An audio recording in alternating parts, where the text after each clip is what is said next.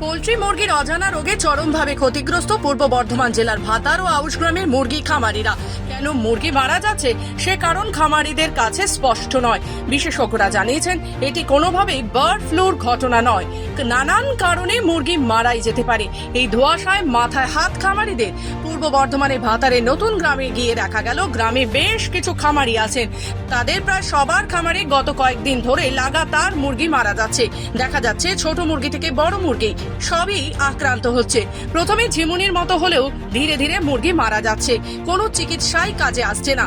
এদিকে জেলায় বেশিরভাগ খামারি এখন কন্ট্রাক্ট ফার্মিং এর মাধ্যমে মুরগি চাষ করেন। সেক্ষেত্রে তাদের নিজেদের খাটুনি, লেবার চার্জ এবং তুষের জন্য বড় অঙ্কের খরচ সবটাই মার খাচ্ছে।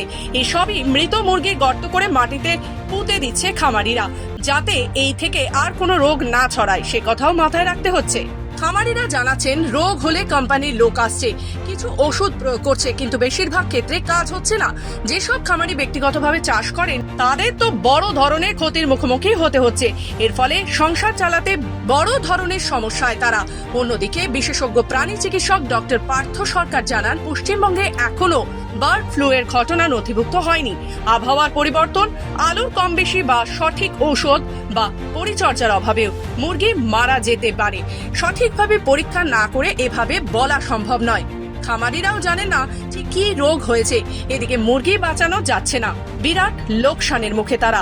এছাড়াও বাজারে এর প্রভাব পড়তে পারে। এই ক্ষতি বলা যায় না।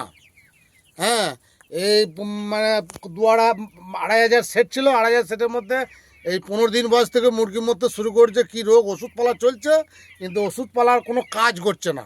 কোম্পানিরাও বহু চেষ্টা করছে যে পাখিগুলোকে টিকিয়ে রাখার জন্য, তাও কিন্তু টিকে না থাকলে ওনারাই বা কী করবে? ওরাও তো ব্যবসা করতে এসছে 5টা পয়সার জন্যে। হ্যাঁ, ওদের যদি ফার্ম মরে যায় তাহলে ওরাই বা কী করবে? যখন চাষ করছি, এই তো পোলট্রিতে চাষ করি, পোলট্রি চাষ করেই খেতে খাওয়াটা এই হয়। তাই দিয়ে এইভাবে গাল লাটে তো মরে গেল, প্রচুর মরে গেল, কিছুই পেলাম না। এই লাটেও এই অবস্থা, মরছে, তাহলে কী করা যাবে? তাই তো যা বাচ্চার দাম, যা কোম্পানি বস্তা খাবার খাচ্ছে, সবই তো ওরাই নেবে, তাহলে আমরা আর কী পাবো? এই যেটা গাধার খাটনি হচ্ছে আমাদের, এটা তাহলে কী করা যাবে? প্রচুর মরছে। দেখো এই 7 দিনের বাচ্চা আজকে মরে গেল, মোটামুটি 500-600 পিস মরে গেল আজকেই হ্যাঁ। বিষয়ে বলতে ক্ষতি বলতে পোলট্রি ফার্ম যা আমাদের মুরগি চাষ করে যা ক্ষতি, এই 2 লাটে পড়েছি। পয়সা তো আমাদের হবেই না। কোম্পানি আসছে, খালি বলছে বাচ্চা দেখাচ্ছে, বাচ্চা নিয়ে চলে যাব, আজকে নিয়ে যাব, কালকে নিয়ে যাব করছি, কিন্তু নিয়ে যাচ্ছে না। যা পরিস্থিতি, মুরগি মরছে, 2,000 পিস মুরগি মরে গেছে আমার।